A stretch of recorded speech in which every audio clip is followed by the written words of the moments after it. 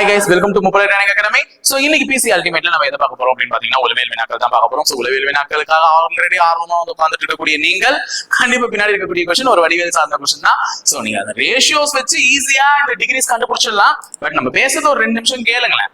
ரொம்ப போர் அடிக்கிறோனோ இல்ல.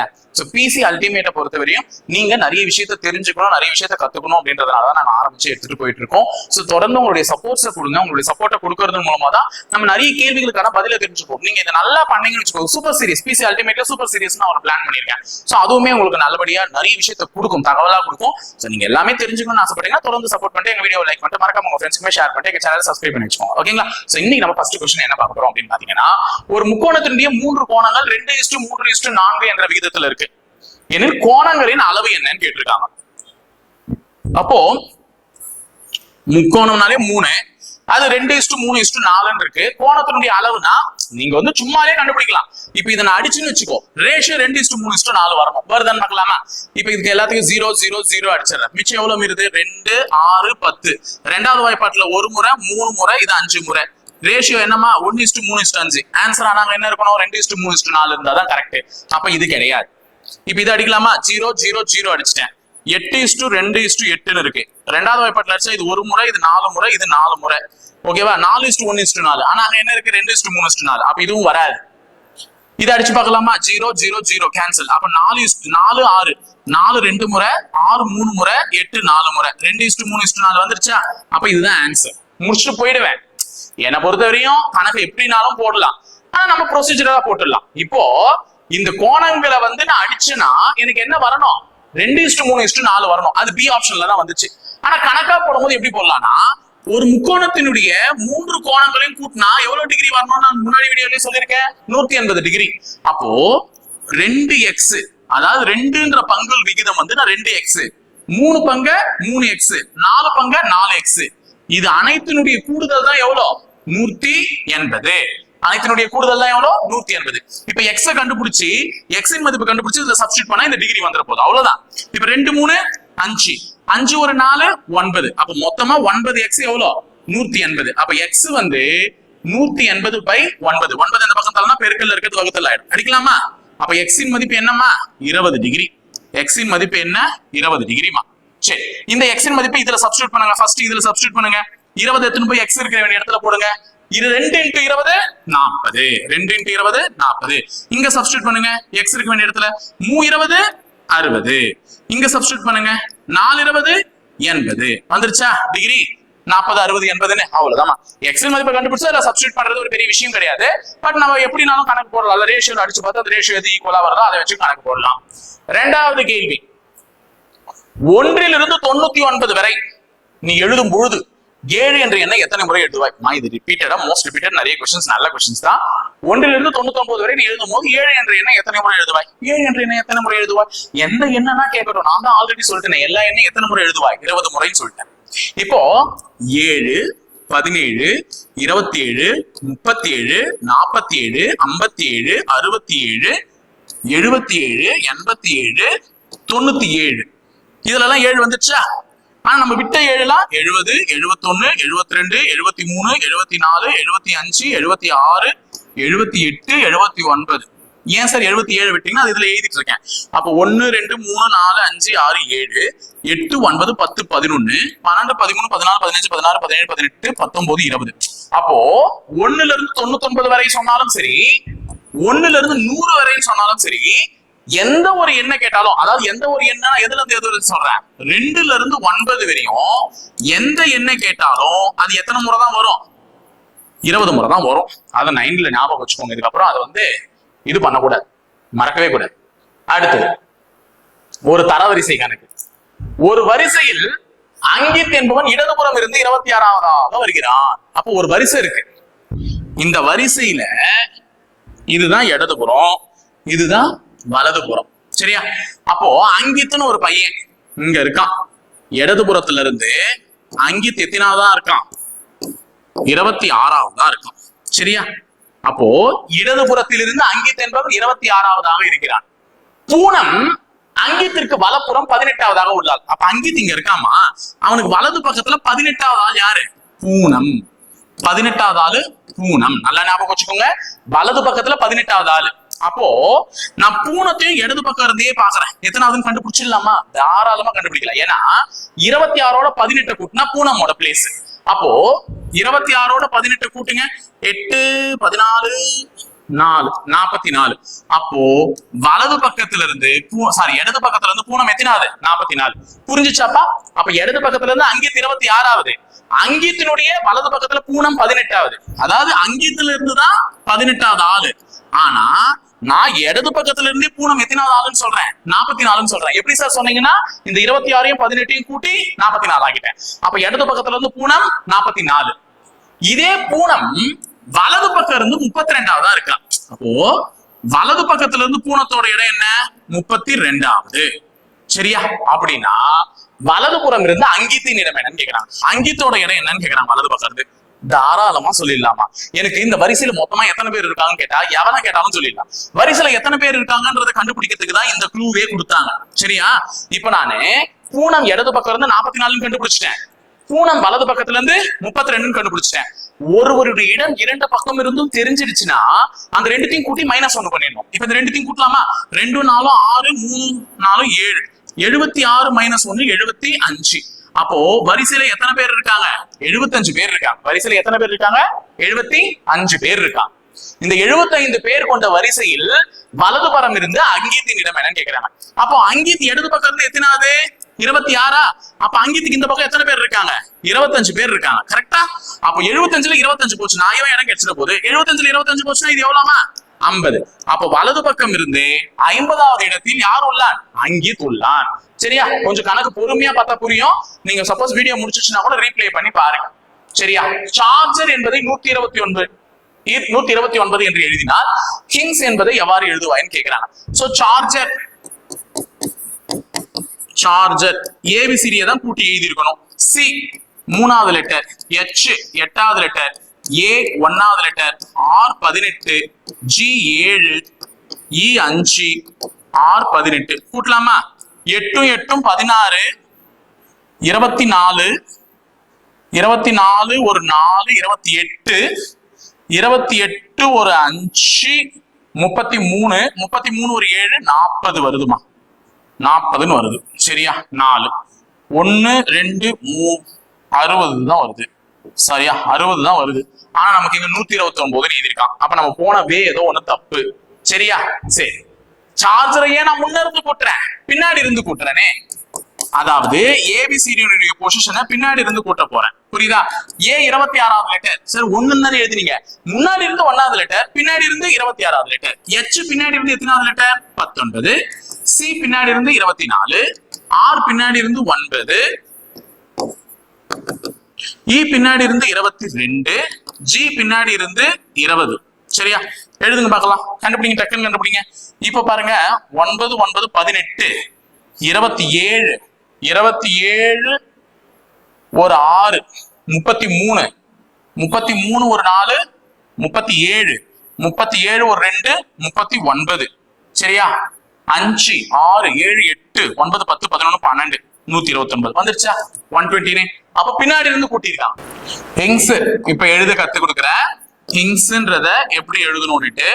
இ வந்து 22வது லெட்டர்மா, பின்னாடி இருந்து. எஸ் வந்து எத்தனாவது லெட்டரு? எஸ் வந்து பின்னாடி இருந்து HS ன்னு சொல்லுவாங்க. HS. ஓகேவா? எஸ் வந்து பின்னாடி இருந்து வந்து பாத்தீங்கன்னா 8வது லெட்டர். சோ ஜி வந்து பின்னாடி இருந்து 20வது லெட்டர், N 13வது லெட்டர், IR 6 18னா இது பின்னாடி இருந்து 18, H வந்து 19. சரியா? கூட்டலாமா? 8 8 16, 16 9 25, 25 ஒரு 3 28 30, 4 5 6 7 8 9 10 100மா? ஓகேவா? ஆன்சர் பி ஆப்ஷன்ல இருக்கக்கூடிய 100. சரியா? பி ஆப்ஷன்ல இருக்கக்கூடிய 100 தான் சரியான விடை ஹிங்ஸுக்கு. சரியா? அடுத்தது 5வது கேள்வி. ரோஹன் என்பவன் சுமித்தின் சகோதரன். ரோஹன் யாருடைய சகோதரன்? சுமித்தின் சகோதரன். பிளட் ரிலேஷன் வந்து இருக்கு. அப்போ ரோஹன் ஒருத்தன் இருக்கான். அந்த ரோஹன் வந்து யாருடைய சகோதரனா? சுமித்துக்கு சகோதரன், பிரதர். சரியா? பிரதர். யாருக்கு பிரதர்? சுமித்துக்கு பிரதர். சரியா? சுமித் என்பவன் சுஜாதாவை திருமணம் செய்துள்ளான். சுமித் யார கல்யாணம் பண்ணிருக்கான்? சுஜாதா. இவங்க ரெண்டு பேரும் ஹஸ்பண்ட் அண்ட் ஒய்ஃப். சரியா? திருமணம் செய்ய விரும்புகிறான். திருமணம் செய்யல. சாரிமா. சுமித் வந்து சுஜாதா மேல லவ்வா இருக்கான். சரியா? சுஜாதா மேல லவ்வா இருக்கான். செய்ய விரும்புகிறான். சுஜாதா என்பவள் ஹரியின் மகள். சுஜாதா யாருடைய பொண்ணா? ஹரியோட பொண்ணு. சரியா? ரோஹன் சுனிதாவை விவாகரத்து செய்ய நினைக்கிறான். ஒரு காதல், ஒரு டிவோர்ஸ். ரோஹன் வந்து சுனிதாவை கல்யாணம் பண்ணிருக்கான். இந்த சுனிதாவை வந்து என்ன பண்ண நினைக்கிறான்? டிவோர்ஸ் பண்ண நினைக்கிறான். டிவோர்ஸ். சரியா? சுஜாதா மற்றும் சுனிதா இருவரும் சகோதரிகள். அப்ப இந்த சுஜாதாவும் சுனிதாவும் தான் சகோதரிகள். கதை எப்படி போகுதுன்னு புரியுத? சகோதரிகள், சிஸ்டர்ஸ். சரியா? நல்லா கவனி. கதை இப்ப சொல்லிடுறேன். ஹரிக்கு ரெண்டு பொண்ணுங்க. ஒன்னு சுஜாதா, இன்னொன்னு சுனிதா. தம் பெரிய பொண்ணு சுனிதாவை ரோஹனுக்கு கல்யாணம் பண்ணி கொடுத்துருக்காங்க. பெரிய பொண்ணு சுனிதாவை யாரு கல்யாணம் பண்ணி கொடுத்துருக்காங்க? ரோஹனுக்கு. ரோஹனோட பிரதர் யாரு? சுமித். இவன் தான் அண்ணன் கல்யாணம் பண்ணிட்டு வந்திருக்காங்கல்ல, அண்ணி, அவங்க தங்கச்சி மேல ஒரு லவ் இருக்கு. சுமித் சுஜாதாவை லவ் பண்றான். இதுதான் கதை போயிட்டு இருக்கு. இப்ப நம்ம என்ன கேக்குறாங்க? ஹரி என்பவர் ரோஹனுக்கு என்ன உறவுன்னு கேக்குறாங்க. ஹரி வந்து ரோஹனுக்கு என்ன உறவு? இந்த ஹரி வந்து ரோஹன் என்ன கூப்பிடணும்? தன் மனைவியினுடைய அப்பாவை என்னன்னு சொல்லணும்? மாமனார் சொல்லணும். அவ்வளவுதான், முடிஞ்சிச்சு. பாரு, கதை ஒரு லவ் ஸ்டோரி மாதிரி ஆரம்பிச்சு எப்படி எடுத்துட்டு போயிருக்காங்க. அடுத்தது விடுபட்ட எழுத்தை காண்க அப்படின்னு சொல்லிருக்காங்க. விடுபட்ட எழுத்தை காணலாமா? A B D G K P question mark. சரியா? ஒரு லெட்டர் கூட்டியிருக்கான். சிடி ரெண்டு லெட்டர் கூட்டியிருக்கான். இஎஃப்ஜி மூணு லெட்டர். F G H I J K 4 letter. அப்ப கண்டிப்பா 5 லெட்டர். அடுத்தது 6 லெட்டர் கூட்டணும். பி ல இருந்து 6வது லெட்டர்மா QRSTUV. சோ ஆன்சர் வந்து வி. சரியா? வி என்ற லெட்டர். அடுத்தது 7வது क्वेश्चन. இது ஒரு நல்ல क्वेश्चन மாதிரி தான் தெரியுது. ஓகேவா? 21 49 14 159 169 146 56 क्वेश्चन मार्क 44. இந்த क्वेश्चन மார்க் இருக்கிற வேண்டிய இடத்துல என்ன வரணும்னு கேக்குறாங்க. நல்லா பாருங்க, ஆப்ஷன் எல்லாமே ஸ்கொயர். இது எத்தனாவது ஸ்கொயர்? 12 ஸ்கொயர். இது 15 ஸ்கொயர். இது 11 ஸ்கொயர். இது 16 ஸ்கொயர். உள்ள இருக்கிற ஆன்சர்ஸுமே ஸ்கொயர் தான். இது 7 ஸ்கொயர். இது 13 ஸ்கொயர். அப்போ ஏதோ ஒன்னு ஸ்கொயர் தான் பண்ண போறாங்க. என்ன பண்ண போறாங்கன்றத நம்ம ஐடியா கெட் பண்ணணும். ஒரு நம்பரை பார்க்கும்போது அதெல்லாம் ஸ்கொயர்னு தெரியணும். இப்ப 21ல 14 போச்சுன்னா எவ்வளோ? 21ல 14 போச்சுன்னா 7.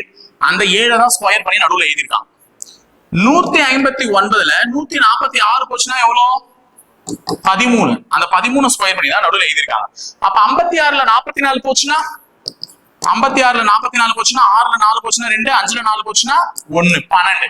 12 ஸ்கொயர் பண்ணி எழுதுனா என்ன கிடைக்கும்? 144 கிடைக்கும். சரியா?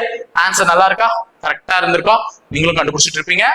சோ இது விடுபட்ட படத்தை நிறைவு செய்யும். இது கண்ணு தெரிஞ்சா போதும். சோ இதுல இருக்கக்கூடிய எந்த படம் இதுல இருந்து கேப்ல ஃபில் ஆகும்னா ஏ தான். பார்க்கும் போதே தெரியுது. இந்த ஏ படத்தை கட் பண்ணி இங்க வச்சா இந்த படம் என்ன ஆயிடும்? நிறைவு பெற்றுவிடும். சரியா? அதனால ஏ படம் ஆன்சர். அடுத்தது விடுபட்ட எண்ணை காண்க. 256 128 64 32 question mark 18. இந்த இடத்துல என்ன வரணும்னு கேக்குறான். முன்னாடி இருந்து பார்த்தா நம்பர் குறைஞ்சிட்டு போகுது, பின்னாடி இருந்து பார்த்தா நம்பர் பெருசாயிட்டு வருது. பெருக்கல் தான். 8 டபுள் ஆனா 16, 16 டபுள் ஆனா 32, 32 டபுள் ஆனா 64, 64 டபுள் ஆனா 128, 128 டபுள் ஆனா 256. அப்ப விடுபட்ட இடத்துல வர வேண்டியது என்னது? 16. பின்னாடி இருக்கக்கூடிய நம்பர் அப்படியே என்ன பண்றாங்க? 2ஆல பெருக்குறாங்க. 16 16 2 32, 32 2 64, 64 2 128 அப்படின்னு வருது. புரியுதுங்களா? சரியா? கரெக்டா பாத்துக்கோங்க. அடுத்து 10வது தவறான எண்ணை காண்கன்னு சொல்லிட்டாங்க. இப்பதான் வந்து விடுபட்ட எண்ணை காண்றோம். இப்ப தவறான எண்ணை. இது வந்து 15 ஸ்கொயர். இது 20 ஸ்கொயர். இது 14 ஸ்கொயர். இது 12 ஸ்கொயர். எல்லாமே ஸ்கொயரா இருக்கு. அப்ப ஏன் தப்பு? இதுதான் தப்பு. மற்றது எல்லாமே இரட்டைப்படை எண்களுடைய ஸ்கொயர். அது மட்டும் தான் ஒற்றைப்படை எண்களுடைய ஸ்கொயர். ஆகறியா? அப்ப ஸ்கொயர் கொடுத்துட்டு தவறெல்லாம் கேட்கல. எல்லாமே ஸ்கொயரா கொடுத்துட்டான். எல்லாமே இரட்டைப்படை எண்களுடைய ஸ்கொயர். அது மட்டும் ஒற்றைப்படை எண்களுடைய ஸ்கொயர். அதனால அதை தவறு. அடுத்து ஃபார்முலாமா. மென்சுரேஷன்ல இந்த முறை ஃபார்முலா கத்துக்கோங்கன்னு ஃபார்முலா வச்சிருக்கேன். வட்டத்தினுடைய பரப்பளவு என்னமா? வட்டத்தின் பரப்பளவை கண்டுபிடிக்கணும். Pi r square. வட்டத்தினுடைய சுற்றளவு 2πr. சதுரத்தின் பரப்பளவு a ஸ்கொயர். சதுரத்தின் சுற்றளவு 4a. அப்ப அதை மேட்ச் பண்ணுங்க. ஏவுக்கு 2 4 1 3 2 4 1 3 இருக்கா? ஆன்சர் முடிஞ்சிச்சு. சரியா? ஃபார்முலா தான், என்ன கேட்டிருக்காங்களோ ஃபார்முலா. அடுத்தது சொற்களை சரியான முறையில் வரிசைப்படுத்தவும் அப்படின்னு சொல்லிட்டு கொடுத்திருக்காங்க. சொற்களை சரியான முறையில் வரிசைப்படுத்தவும். Family, community, member, locality, country இங்கிலீஷ்ல கொடுத்துட்டு இருக்கேன், தமிழ்லயும் கொடுத்திருக்கேன். குடும்பங்கள், சமூகம், உறுப்பினர்கள், இடம், மாநாடு. இப்ப நமக்கு நல்லா தெரியும், உறுப்பினர்கள் இருந்தால்தான் குடும்பம். ஒருத்தர் இருந்தா அதுக்கு பேர் குடும்பம் கிடையாது. தனிமரம் தோப்பாகாது, தெரியும்ல. இருவர் இணைந்தால் தான் அது ஒரு குடும்பம். அப்ப உறுப்பினர்கள் இணைவதன் மூலமாகத்தான் குடும்பம் உருவாகும். அப்ப உறுப்பினர்கள்ல இருந்துதான் எது உருவாகும்? குடும்பம். குடும்பங்கள் எல்லாமே ஒரு சமூகத்தை சேர்ந்த குடும்பங்களாக இருக்கும். அப்ப ஒரு சமூகம், குடும்பங்களால் உருவானதுதான் சமூகம். சமூகங்கள் இருப்பது ஒரு இடத்தில், அந்த இடம் இருப்பதோ ஒரு நாட்டில். அப்ப ஆன்சர் 31245 சொல்லக்கூடிய ஏ ஆப்ஷன் தான் சரியான விடை. சரியா? 31245 சொல்லக்கூடிய ஏ ஆப்ஷன். அடுத்தது ஒரு டேட்டா இன்டர்பிரேஷன் தான் கேட்டிருக்கேன். என்ன கேட்டிருக்கேன்னா, ஒரு குடும்பம் 2010 இப்படி ஸ்பெண்ட் பண்ணதான். 2010 இப்படி ஸ்பெண்ட் பண்ணுது வாங்குற சம்பளத்தை. என்னென்ன? டிரான்ஸ்போர்ட், வாகனம் 5% ஸ்பெண்ட் பண்ணுது. கல்வி, எஜுகேஷனுக்கு 12% ஸ்பெண்ட் பண்ணுது. வீட்டு வாடகை, ஹவுசிங் அப்படின்னாலே என்னது? வாடகை. வாடகைக்கு 15%. துணிமணி, கிளாத்திங்க்கு 10%. ஃபுட்டு, உணவுக்கு 23%. சேமிப்பு, சேவிங் சேமிப்புக்கு 15%.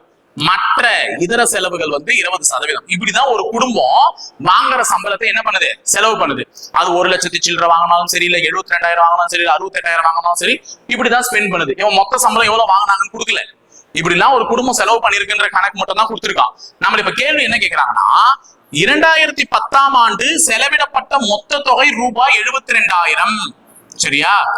அப்போ இந்த 2010 72,000 ரூபாய் செலவு பண்ணியிருந்தா அவர்கள் உணவிற்கு செலவிட்ட தொகை என்னன்னு கேக்குறாங்க. அப்ப மொத்த அமௌண்ட் எவ்வளவு? 72,000. அந்த 72,000 செலவு பண்ணியிருந்தா உணவிற்கு அவர்கள் பண்ண செலவு எவ்வளவுன்னு கேக்குறாங்க. உணவிற்கு எவ்வளவு சதவீதம் செலவு பண்ணிருக்காங்க? 23%. அப்ப 23/100 சதவீதத்தை பை 100 எழுதணுமா? 0000 கேன்சல். அப்ப 720 23ஆல பெருக்கி கொடுத்த ஆன்சர் 3 2 6 7 3 21 2 2 4 2 7 14 கூட்டலாமா? 0 6 5 6 1 16,560 ரூபாய். அப்ப பாம்பே ஆன்சர். சரியா? 720 23 பெருக்கி கொடுத்துட்டு ஆன்சர் 16,560 ரூபாய் ஆன்சர். சரியா? உணவிற்கு செலவிடப்பட்ட தொகை. ஓகேவா? அடுத்தது 2 பகடைகள் உருட்டப்படுகிறது எனில் அதன் முகங்களின் கூடுதல் 4ஆக வர வாய்ப்பு என்ன? 2 பகடை உருட்டினாலே எவ்வளவு மொத்த நிகழ்வுகள்? 36. நிகழ்தகவு கணக்கு நானே எடுத்திருக்கேன், போய் தயவு செஞ்சு பாருங்க. நல்ல ஒரு கணக்கு. அப்ப 2 பகடைகளை உருட்டினாலே மொத்த நிகழ்வுகள் 36. எனக்கு கூடுதல் என்ன வரணும்? முகங்களின் கூடுதல் 4ஆ வரணும். அப்போ 1 கூட 3 கூட்டினா 4, 3 கூட 1 கூட்டினா 4, 2 கூட 2 கூட்டினா 4. இந்த நிகழ்வுகள்ல மட்டும்தான் முகங்களின் கூடுதல் எனக்கு என்னன்னு வரும்? 4ன்னு வரும். ஏன்னா ஒரு பகலையில 1 விழுந்து இன்னொரு பகலையில 3 விழணும். இப்படி விழுந்தா 4. இல்ல இந்த பகலையில 3 விழுந்து இந்த பகலையில 1 விழுந்தாலும் 4. இல்ல இதுலயும் 2 விழுந்து இதுலயும் 2 விழுந்தாலும் 4. அப்ப இந்த 3 நிகழ்வுகள் தான், இந்த 3 நிகழ்வுகள் தான் என்ன கொடுக்கும்? 4ன்ற கூடுதலை கொடுக்கும். அப்ப மேல நீ போட போறது 3 அடிச்சு கொடுக்கலாமா? இப்ப இத 3வது வாய்ப்பாட்டுல அடிச்சா இது 1/12. ஆன்சர் 1/12. சரியா? ஓகே. அடுத்து 15வது கேள்வி. தவறான வார்த்தையை காண்கன்னு கொடுத்திருக்காங்க. சிங்கம், புலி, சிறுத்தை, பசு எல்லாம் படம் பேர் சார். பசுதான் சார் படம் பேர் இல்ல அப்படின்னு சொல்லிட போறீங்க. எல்லாம் காட்டு விலங்குகள், வன விலங்குகள். பசு தான் வீட்டு விலங்குகள். சரியா? காட்டு விலங்குகள் வேற, வைல்ட் அனிமல்ஸ், டொமஸ்டிக் அனிமல்ஸ் சொல்லுவாங்க. பசு டொமஸ்டிக் அனிமல், வீட்டு விலங்கு. சரியா? சிறுத்தை கார்த்தி நடிச்ச படம், புலி விஜய் நடிச்ச படம், சிங்கம் சூர்யா நடிச்ச படம் சொல்ல போறீங்க. அடுத்தது 9 8 7 6 9 8 7 6 5 4 3 2 1 0 தலைகீழா எழுதியிருக்காங்க நம்பர்ஸ் என்ற எண் தொகுப்பில் முதல் மற்றும் 2ஆம் எண்களும் 3ஆம் மற்றும் 4ஆம் எண்களும் அது போலவே தொடர்ந்து மற்ற எண்களும் இடம்பெயர்கிறது எனில், அதாவது நம்பர்ஸ் மாத்த சொல்றாங்க. முதல் மற்றும் 2ஆம் எண் இடம் மாறுது, 8 9 மாறுது, இடத்த மாத்திக்குது. 3வது 4வது எண் 6 7 மாறுது. அதே மாதிரி எல்லா நம்பரும் 4 5 2 3 0 1 இந்த மாதிரி இடத்து மாத்தினா வலதுபுறம் இருந்த 6வது எண் என்னன்னு கேக்குறாங்க. அப்போ வலது பக்கம் இருந்து இதுதான் வலது, எப்பவுமே இதுதான் வலது. வலது கை பக்கம் இருக்கிறது வலது, உன் இடது கை பக்கம் இருக்கிறது இடது. வலதுபுறம் இருந்து ஆறாவது எண் என்ன? 1 2 3 4 5 6. ஆறாவது எண் என்ன? 4. So answer C. Okay okay. அடுத்து 17வது கொஸ்டின். அரவிந்த் என்பவன் ஆகாஷிடம் ரூபாய் 8000 ஆண்டொன்றுக்கு 7% வட்டி விதத்தில் பெறுகிறான். SI = PNR/100 தான். சரியா? எனில் 2 வருடம் கழித்து அவன் திருப்பி செலுத்த வேண்டிய மொத்த தொகை என்ன? மொத்த தொகை கேட்கிறாங்க. வட்டிக்கு வாங்கினா அசல் கூட வட்டி என்ன பண்ணணும்? சேர்த்து தரணும். அதுதான் என்னது? மொத்த தொகை. அதுதான் என்னது? மொத்த தொகை. சரியா? அசல் கூட வட்டியை சேர்த்து தரணும். இப்போ இவன் இது வட்டி. SIனா என்னது? வட்டி. இந்த P என்பது அவங்க கொடுத்த அமௌண்ட். எவ்வளவு அசல் வாங்கினானோ 8000 ரூபாய். என்னன்றது எத்தனை வருஷத்துக்கு வாங்கினா? 2 வருடம். ரேட் ஆஃப் இன்ட்ரெஸ்ட் எத்தனை சதவீத வட்டி விகிதம்? 7%. இவ்வளவுதாமா. இத ஃபார்முலால சப்ஸ்டிட்யூட் பண்ணா வட்டி கிடைச்சிடும். அந்த வட்டி இந்த அசலோட கூட்டி சொல்லிட்டா முடிஞ்சிருச்சு. போலாமா? நீ வேற ஃபார்முலாலாம் போவாது. இதையே பாரு. இப்போ இங்க 8000 எத்தனை வருஷத்துக்கு? 2 வருஷத்துக்கு. 7% வட்டி வீதம். 7/100. இந்த 2 0க்கு இந்த 2 0 அடிச்சிடலாம். 80 × 2 × 7. இத பெருக்குனா ஆன்சர். 80யும் 2யும் பெருக்குனா 160. 7. சரியா? அப்போ 160 7யும் பெருக்குங்க. 0 7 6 42 1 7 7 1120. அப்ப வட்டி எவ்வளவுன்னு பாத்தீங்கன்னா 1120 வட்டி தான். ஆனா அவங்க கேட்டிருக்கிறது என்ன? மொத்த தொகை. மொத்த தொகைனா அசலும் கொடுக்கணும் வட்டியும் கொடுக்கணும். அப்ப அசல் 8000 ரூபாய், அதுக்கு 1120 ரூபாய் வட்டினா எவ்வளவு கொடுத்துருக்கணும்? 8000 1120. 0 2 1 9. Answer C option. 9120. சாரி 9120 ரூபாய். 9120 ரூபாய். சரியா? அடுத்தது எந்த எண்ணின் 32% என்பது 48 ஆகும் சொல்லிட்டு கேக்குறாங்க. இதுல ஏதோ ஒரு நம்பரினுடைய 32% 48 எப்படினாலும் போடலாம். நான் என்ன சொல்றேன்? 32% தான் 48 அப்படின்னா எந்த எண்ணு 100%. அந்த எண் என்னன்னு கேக்குறாங்க. என்னன்னா மொத்த தொகை தானே எண்ணு. அப்ப அந்த எண் வந்து 100%. அப்ப 100% உள்ள ஒரு எண்ணின் 32% தான் 48. இப்ப குறுக்கு பெருக்கல் பண்ணலாமா? இவனையும் பண்ணலாம். இங்க x ன்னு வச்சுக்கோங்க. அப்போ 32 × x 48 × 100. எனக்கு x தான் தேவைன்னா 32 இந்த பக்கம் தள்ளிடலாம்ல. தள்ளிடுங்க. உனக்கு எந்த வாய்ப்பாடு தெரியுமோ அதுல அடிங்க. தயவு செஞ்சு 8ல அடிங்க, 4ல அடிங்க, 2ல அடிங்க. உனக்கு எது தெரியுதோ அடிங்க. எனக்கு 16வது வாய்ப்பாடே தெரியும். 16வது வாய்ப்பாட்டுல 2 முறை, 16வது வாய்ப்பாட்டுல 3 முறை. அப்ப என்ன கிடைச்சிச்சு?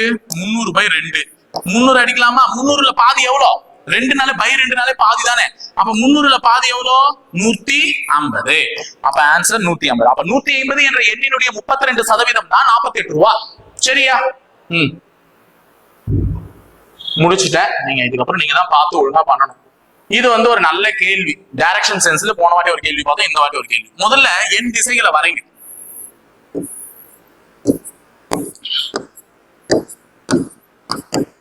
இந்த மாதிரி கேள்வி கேட்டாலே வரைஞ்சுக்கோங்க. இது வடக்கு, இது கிழக்கு, இது மேற்கு, இது தெற்கு. தெற்கும் கிழக்கும் சேர்ந்ததுனால இது என்னது? தென்கிழக்கு.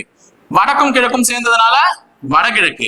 வடக்கும் மேற்கும் சேர்ந்ததுனால வடமேற்கு. தெற்கும் மேற்கும் சேர்ந்ததுனால தென்மேற்கு. இந்த மாதிரி 8 திசைகளை வரைஞ்சுக்கோங்க. வரைஞ்சிட்டு இவன் என்னென்னவா மாறி இருக்குன்னு பார்க்க சொல்றான்றத பாருங்க. தென்கிழக்கு என்பது தென்மேற்காக மாறினால், தென்கிழக்கு எது மாறுதா? தென்மேற்கா மாறுதான். அப்போ பின்னாடி வராங்க. தென்கிழக்கு தென்மேற்கா மாறுதான். 1 விட்டு வராங்க. அடுத்தது வடக்கு என்பது கிழக்காக மாறினால் பின்னாடி வராங்க. வடக்கு என்பது கிழக்காக மாறினால் மேற்கு என்னவாக மாறும் கேட்கிறேன். மேற்கு என்னவாக மாறும்? இப்ப இது வந்து ஒரு கிளாக் வைஸ் ரொட்டேஷன்ல தான் போகுது. மேற்கு என்னவா மாறும்னா 1 விட்டு 1 வடக்கா மாறும். அவ்வளவுதான். எல்லாமே 1 விட்டு 1 மாறி இருக்கலாம் கிளாக் வைஸ்ல. அப்போ இதே மாதிரி கிளாக் வைஸ்ல 1 விட்டு 1 மாறினா வடக்கு என்பது கிழக்கு, மேற்கு என்பது வடக்காக மாறும். அவ்வளவுதான். வரைஞ்சிட்டு சுத்தி விட்டுருங்க. சரியா? எது எதுவா மாறுதுன்னு இந்த மாதிரி வரைஞ்சிங்கன்னா ஈஸியா முடிச்சிடும். அடுத்து லாஸ்ட் கொஸ்டின். ஏ என்பவர் பி ஐ விட 3 மடங்கு வேகமாக வேலை செய்யக்கூடியவர். சூப்பர். ஏ என்பவர் பி ஐ விட 3 மடங்கு வேகமாக வேலை செய்யக்கூடியவர். சரியா? அப்போ ஏவை விட பி 3 மடங்கு அதிகமா வேலை செய்வாங்க. பியை விட. அப்போ பிக்கும் ஏக்கும் 3 மடங்கு இருக்கு. இப்ப இவரு 30 நாள்ல ஒரு வேலையை முடிக்கிறாருன்னா இவர் 10 நாள்ல முடிச்சிடுறாரு. 3 மடங்கு அதிகமா வேலை செய்வார். சரியா? ஓகே.